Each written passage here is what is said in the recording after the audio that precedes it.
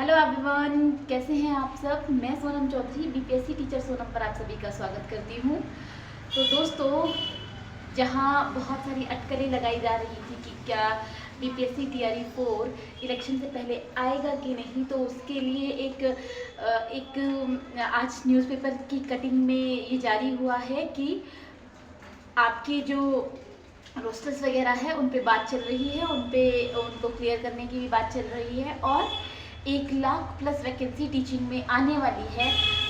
TRE 4 यानी चौथे चरण में आपकी 1 लाख प्लस वैकेंसी आने वाली है। हाँ, और न्यूज़पेपर में कुछ और वैकेंसीज के बारे में भी बात हुई, जैसे पुलिसकर्मियों वगैरह की बात हुई। तो इसमें सबसे ज़्यादा जो वैकेंसी है वो आपकी टीचर्स के लिए ही आने वाली है। तो आप लोग जिस पल का इंतज़ार कर रहे थे, या ये कह सकते हैं कि जो मन में आपके ये था कि अब कोई उम्मीद नहीं रही है, तो टीआरई 4 का नोटिफिकेशन बहुत जल्दी, यहाँ मुझे जहाँ तक लगता है इलेक्शन का प्रभाव देखते हुए, तो शायद जुलाई एंड नहीं तो अगस्त के स्टार्टिंग में बहुत ज़्यादा पॉसिबिलिटीज़ दिखाई दे रही है।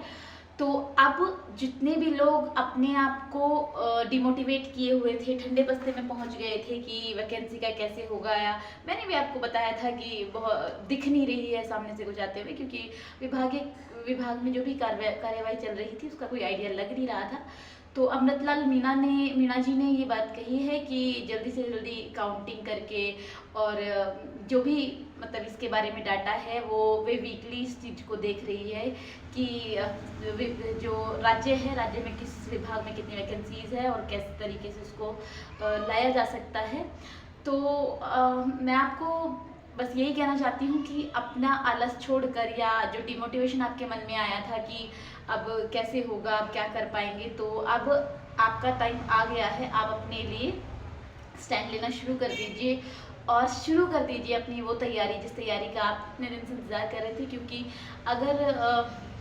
अगर इनका इरादा इलेक्शन से पहले एग्ज़ाम कराने का है तो बिल्कुल भी टाइम नहीं देंगे, आपको जरा सा भी टाइम नहीं मिलेगा। और इरादा अगर इलेक्शन के बाद एग्ज़ाम कराने का है, जिसकी पॉसिबिलिटीज़ बहुत ज़्यादा है, तो मुझे उम्मीद है उससे पहले केवीएस आ जाएगा, तो आपको वही तैयारी केवीएस में भी काम आने वाली है। देखिए, मैं आपके साथ एक यूट्यूबर की तरह बात नहीं कर रही हूँ, मैं आपके साथ एक टीचर की तरह भी बात नहीं कर रही हूँ कि मुझे व्यूज़ वगैरह के लिए। मैं आपके साथ एक स्टूडेंट की तरह बात कर रही हूँ, जिसने अभी कुछ महीने पहले तक जो एक बेरोजगार लड़की थी, टीआरई 3 में मेरा सिलेक्शन हुआ है और फिलहाल मैं नालंदा डिस्ट्रिक्ट में पोस्टेड हूँ।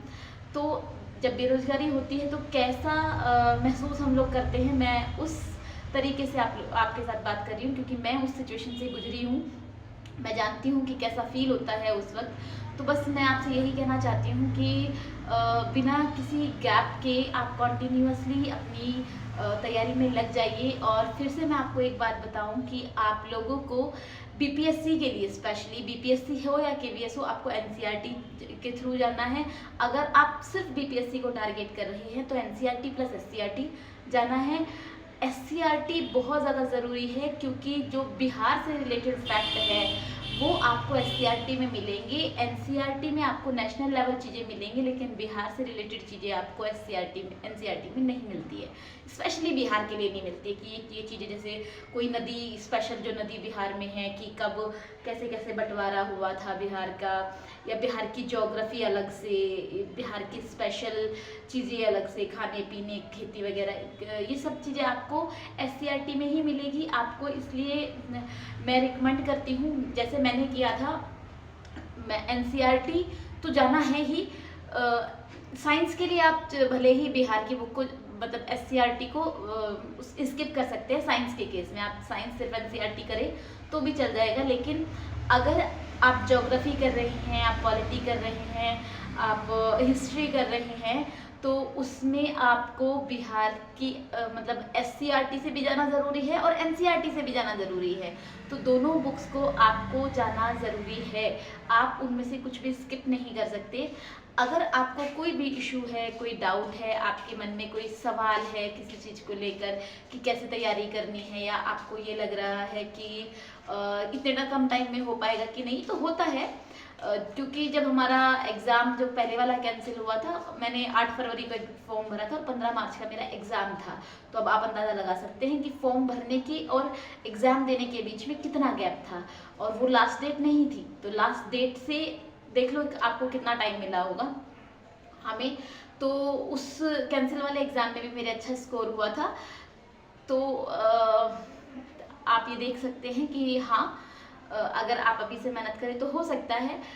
जहाँ तक चांसेस है, वैसे तो एग्ज़ाम का इलेक्शन के बाद का ही है, लेकिन अगर ये इलेक्शन में उसका प्रभाव दिखाना चाहते हैं तो पहले कराने की कोशिश करेंगे। अगर ये, वैसे इसके बहुत कम चांस है, बहुत मिनिमम से चांसेस ऐसे हैं, तो आप तैयारी के लिए लग जाइए। अगर कहीं भी आपको मेरी मदद की ज़रूरत है तो प्लीज़ बताइएगा ज़रूर, कमेंट कीजिएगा, और वीडियो अच्छी लगे तो लाइक कर दीजिएगा, चैनल को सब्सक्राइब कर दीजिएगा। Thank you very much.